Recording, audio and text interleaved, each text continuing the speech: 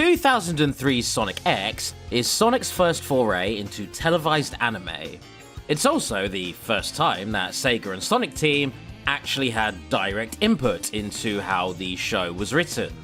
And despite a lot of Sonic fans overlooking and writing the show off due to a certain character, it actually had quite a lot of impact on the series as a whole.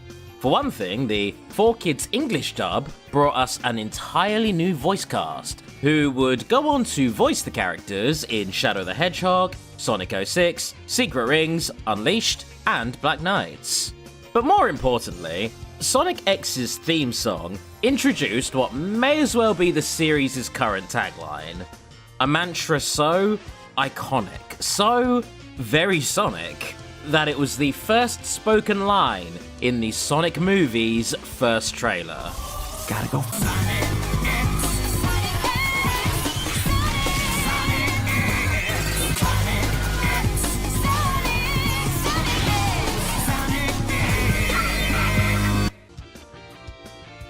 Oh yeah, I'm British. As it turns out, Japan, the US, and Europe all had different theme songs. So, it doesn't matter. You know what quote I meant. I started the video with it. Anyway, speaking of the Sonic movie, Sonic X's premise is actually pretty one-to-one with it. Due to some portal shenanigans, Sonic finds himself trapped in the real world, populated by humans who aren't used to seeing talking cartoon animals. And Sonic decides to spend his time there hanging around with the most unlikable possible person. A useless, spoiled rich kid, or an American cop? Pick your fucking poison, but be aware that the cop is somehow more likable. Now, reviewing this show is going to be weird, mostly because it's 3 seasons long, and each season functions like its own standalone show.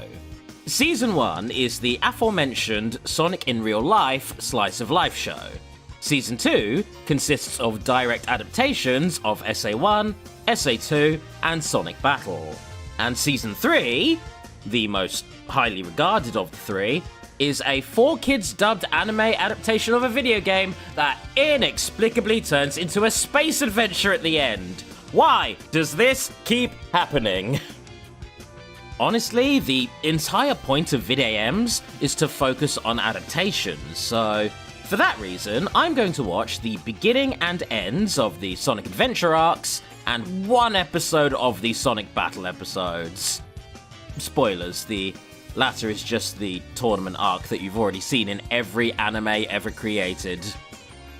Starting off, we have Season 2's opening, which is episode 27 overall, Pure Chaos. We start with Big, the greatest video game character of all time, who is sadly not voiced by Duke Nukem in this show. Wait for me, Froggy! He's still good. Just like in Sonic Adventure, Big's pal, Froggy, is possessed by a part of Chaos, and begins seeking the Chaos Emeralds. But since we're no longer bound by Dreamcast graphics, we do get to see this possession in unsettling detail.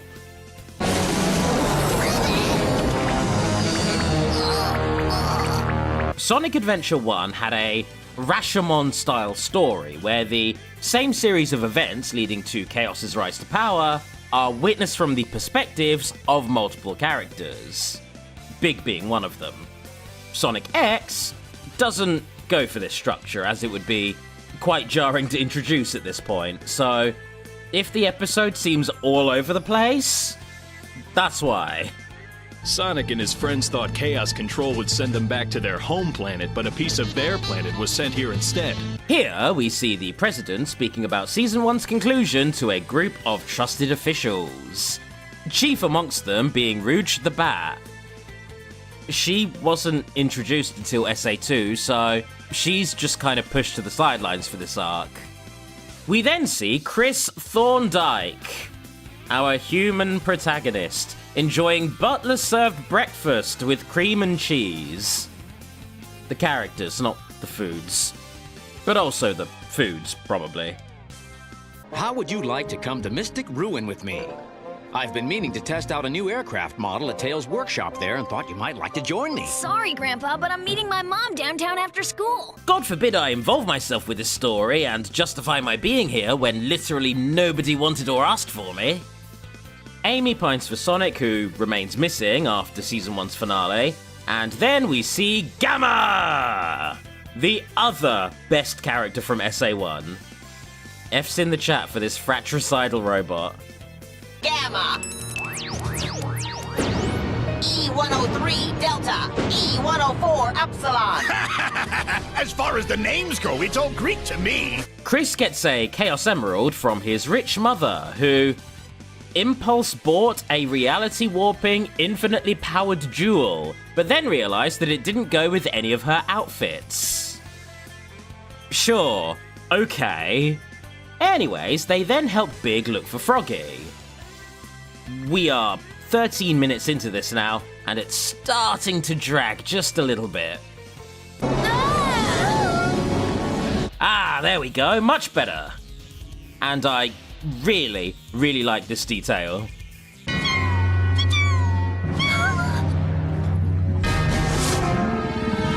She's the Chow feels a bond with Chaos, because while it's not outright stated in the games, Chaos is an immortant Chow. And when he's not actively destroying humanity, he serves as their protector. That is some deep Sonic lore right there. All right! Thought I was gone for good, didn't you? Well, yeah. You took 14 minutes to turn up to your own damn show. I was actually getting worried there. So we finally get to the first playable section of Sonic's story, the fight against Chaos Zero. That creature! Stay back, kid! Okay, I don't take Chris's side on many things, but he was just standing there, like, calm down, officer. All right, get ready, boys! Wow, 4 kids let you keep your guns. That's actually impressive. You didn't get to shoot them like you did in the game, but, you know, baby steps. Can't take the heat, huh? Ah, so diverging from the original, Eggman intervenes and brings forth Chaos 1. Something he wouldn't have been able to do if Chris hadn't got that emerald. Thanks, Chris! All right, Eggman, what did you do with the Master Emerald? Knuckles, did something happen to the Master Emerald? Yeah, you might say that. Wait, so Knuckles' first encounter with Chaos is being told, not shown. I think I'd have preferred seeing that to Chris eating breakfast. Or Amy being wistful, you know? It just keeps getting bigger! Look out! Oh, wow. Already time for Chaos 2. Eggman's just racing through these. I'm starting to understand how this story's only 5 episodes long now. That's right. Trash everything! After some well-aimed punches and spin dashes, Chaos's electric shield is broken, reducing him to a puddle, which then prompts Eggman to slurp him up and retreats. What if that Chaos creature gets stronger?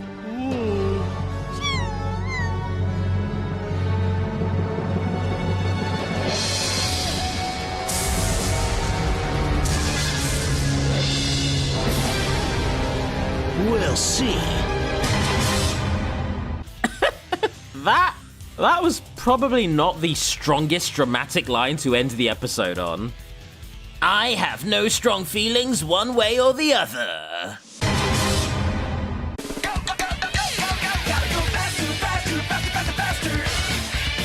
Five emeralds later, we have episode 32, Flood Fights.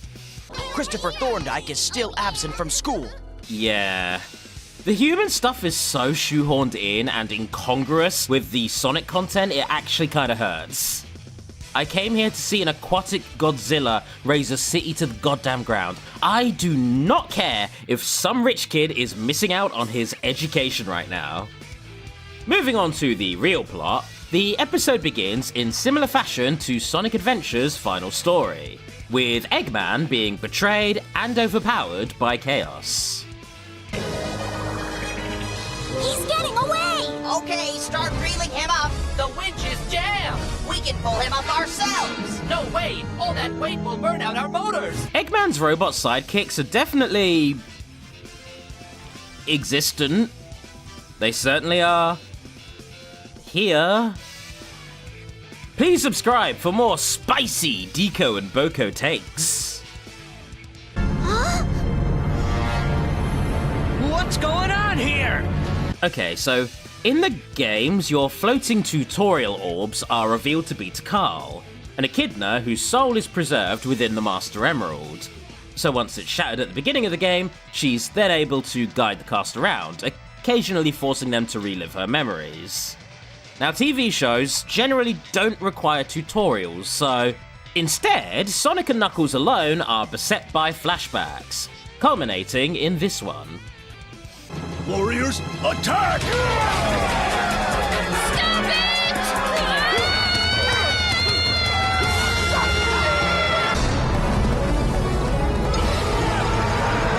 Once they snap back to reality, their resolve to kill Chaos is bolstered.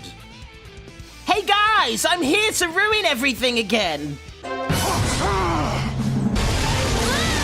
Now, aside from the occasional reaction shots from Sam Speed, one of X's boring human side characters, the perfect Chaos scene is somewhat faithful to the original, if not a bit less intense.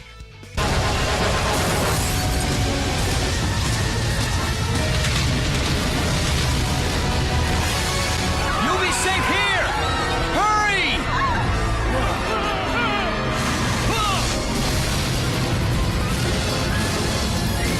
I will say in its favour that the anime version of Perfect Chaos looks consistently good. It doesn't change into a shitty in-game model for the final boss fight. Skipping a lot of boring human faff, we then get to the final encounter, where Sonic is thoroughly outmatched. Eggman even more so.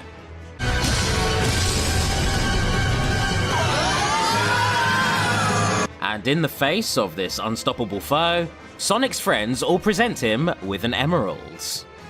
Hey, Sonic! You can borrow it if you want to. Here. Oh, all right. Take it. This moment is, honest to God, a really nice extra touch to the scene that the original games could have done with. In fact, it really would have helped to, tie a bow on the multiple perspective framing device. Albeit without Chris or Cream being there.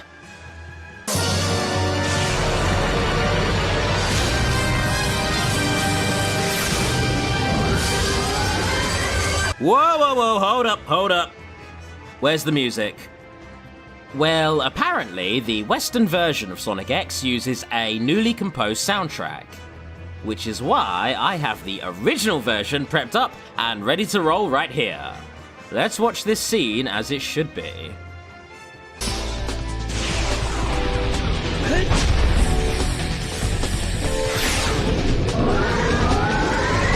Oh, well that's new. The Japanese version doesn't use the correct track either. I kind of figured that at least one of them would be faithful to the game. Okay, you know what? Fine. I'll do it myself. Thunder, rain and lightning. Thunder, rain and lightning. Thunder, rain and lightning. It's such a bad. You know, I could praise this scene for being totally dope, but, you know, it is Supersonic. That goes without saying, that would just be redundant of me. Much like in the original game, Chaos's fury is quelled, prompting him and Takal to return to the Master Emeralds, leaving a completely destroyed city in their wake. Screw you, humans, this is your problem now. You did it, Sonic! Why are you here? Go home! Now, unlike its predecessor, Sonic Adventure 2 follows just two stories, a hero story and a dark story, which both converge at the end for a final story. This framing should lend itself to a slightly more accurate retelling, except for two things. One, Chris has to be involved now, just because, and two, we already know that Rouge works with the human government, so we can't discover that she's a double agent. That's not going to be a twist reveal anymore. Otherwise, I'm ready to dive into episode 33, Project Shadow. Okay, that was a mostly transitionary episode and very little happened. The only highlight I can think of is Rouge in a ninja outfit getting one shot. First, you'll have to catch me. So instead, let's start the hero story with episode 34, Shadow Knows. You're awful quiet. So what? You may be letting us see Sonic's captors, but I'll bet money that you will not be showing them getting their asses kicked. You better watch that smart mouth, Hedgehog, or you'll be running laps in a 10x9 cell. Yep, okay. Pay up. I gotta get the jump on these fly guys. That wasn't nearly as endearing as the original riffing. Honestly, I'd have preferred it if you just quoted it verbatim. Woo! Oh yeah! Rolling around at the speed of... Oh, never mind. We be running, boys. Huh. Good thinking, Sonic. That certainly saved us from animating a whole bunch of iconic action set pieces. Somewhere, a gun agent in a fortified truck is just shaking, his unending lust for violence being unsated. And now it's time for boring shit, courtesy of Chris. Is there any new information? I'm afraid it doesn't look good. While the jowly Sonic X president ums and ahs about whether he can back Sonic up, Shadow breaks into a museum in order to steal his favorite green emerald.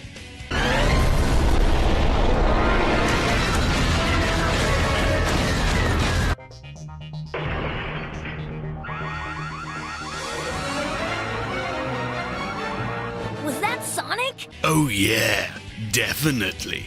That sure is Sonic. The guy you frequently hang out with and know what color he is. Take it from me, David. Anyways, after clowning on Bigfoot, Sonic and Shadow finally meet. I hope they talk over each other at least once. Good evening. I must say it's a pleasure to finally meet you face to face, Sonic. We do look alike. It's uncanny. So, in this show, Sonic and Shadow's first interaction is actually expanded upon. And I think that's neat. Despite how much SA2 posed them as being the ultimate enemies in its iconography, the two spend very little on-screen time interacting with each other. Chaos control now. This is a sassy Shadow, much less edgy and dramatic than his game counterpart. This Shadow seems to be having a lot of fun with his attempted Omnicide, and I can get behind that. I can endorse that. 1, 2, Turn yourself in, Sonic! You're already in trouble, just do what they say! You bootlicking little shits. We did it! We did it! That hedgehog's in the Hooskow thanks to you, Shadow! Hiya, Doc. Long time no see. I was wondering if we could get together to discuss a little business transaction. A business transaction? I would not trust her, Doctor. That's definitely just a booty call. I have a little something I'd like to show you. It's all yours, Eggy. All you have to do is be a good boy and play nice. Okay, I'm not stupid.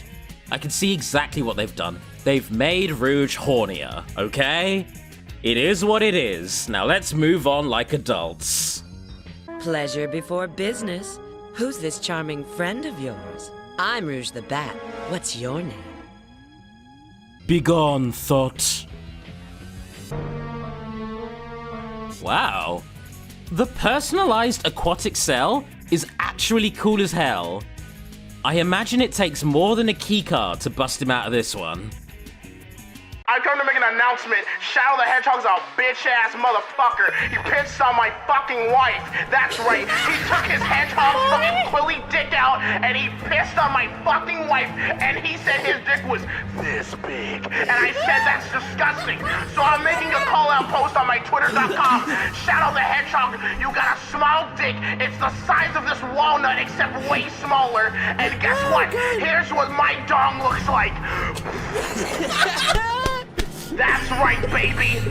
All points, no quills, no pillows. Look at that, it looks like 2 balls in a bong.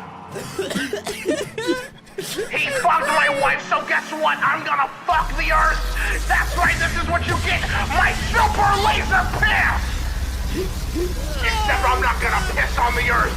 I'm gonna go higher. I'm pissing on the moon. How do you like that, Obama? I pissed on the moon, you idiot! You have 23 hours before the piss droplets hit the fucking earth. Now get out of my fucking sight before I piss on you too. Wrapping up SA2, we have episode 38, Showdown in Space. Your time is running out. Wait! Huh? We start with a grief-stricken Gerald Robotnik delivering his doomsday message, while the gang listen on in horror. Absolutely no hope of survival. Your rulers took... Grandpa, destroying a planet is one thing, but destroying your grandson is another. That's a really good line. I actually love that. On the list of things that I wish happened in the original game, I think Eggman saying that is right up at the top. He's totally fine with the world getting destroyed, but the fact that he's also a target is what's actually bothering him. There's still time to stop the space colony from crashing, but we have to hurry. We'll only reach the Chaos Emeralds if we all work together. Hey Knuckles, you did get the swimming necklace, right? You picked it up at the mine, right? Oh, fuck. Yes, good, great. Seeing Eggman punch things is always amazing.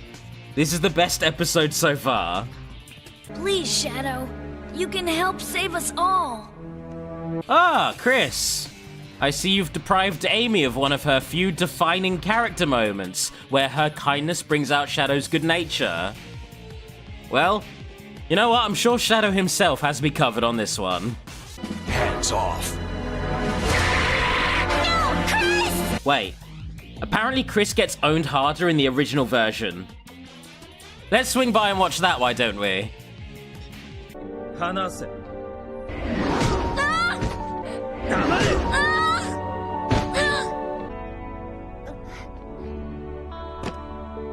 Maria, I remember the promise I made to you, and all I had to do was beat up this irritating child to do it. Anyways, time for the Bio Lizard!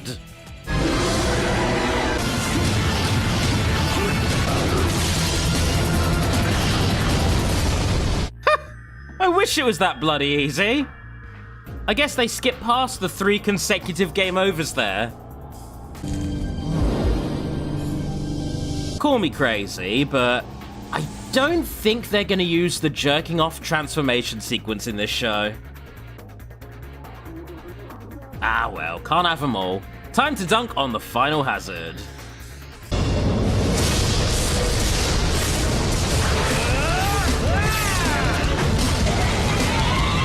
Those people need you, Shadow. I am Shadow! Shadow the Hedgehog! Okay, this scene looks amazing, and it's really cool that Shadow removed his limiters before doing so in any of the games, but does the Japanese version play Live and Learn? Come on now, don't let me down again.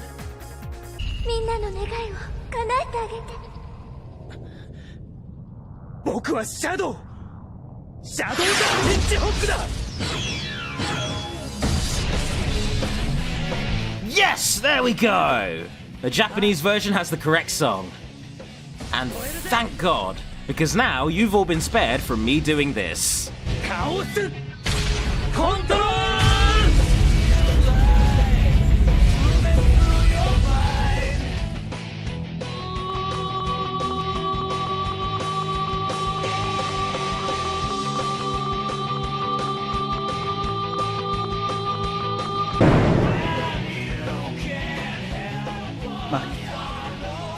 これでいいんだろ Where's Shadow?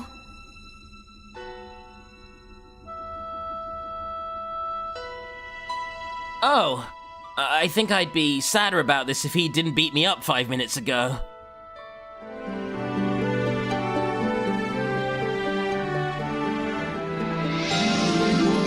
Sayonara, Shadow the Hedgehog. Hey, he said the thing! More than that, the Japanese version of the episode ends with a really nice somber ballad and a really nice scene of Sonic quietly contemplating. For as much as I love the Gotta Go Fast theme song, it is something of a tone killer after Shadow's death. And last of all, we have a Sonic Battle episode. I was actually planning on LPing or streaming this game because, you know, I really like it. So let's just breeze through episode 45, Prize Fights. If you all agree to battle in our tournament, we'll offer a grand prize to the winner. Whoever wins the competition gets a Chaos Emerald. Yep, there's really not much to discuss here. The cast all fight each other, including the lame human characters for some reason. So, here's an AMV.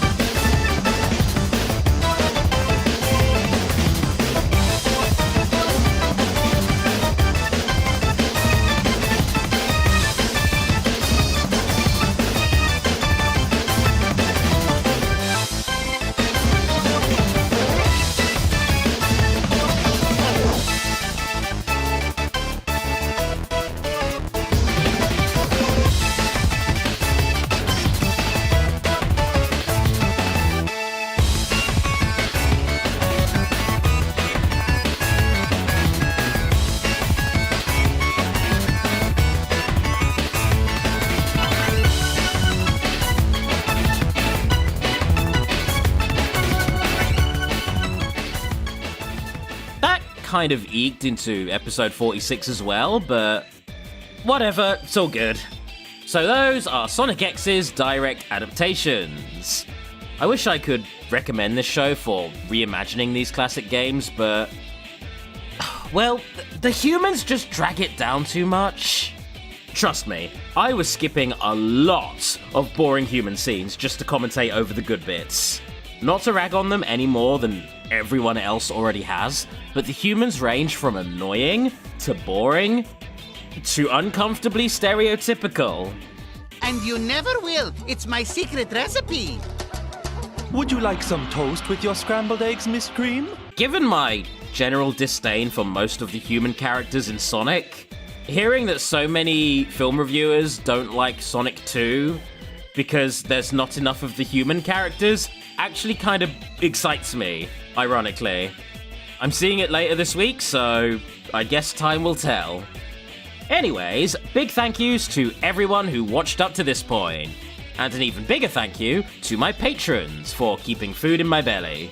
Especially Anonymous, Cassie Belmont, Dan Brown, Fitzwilliam Ramsbottom, Pixel Pusher, Ravi Poodle, Romeo, Shameboy, Thomas Walker, and Toon Pirates.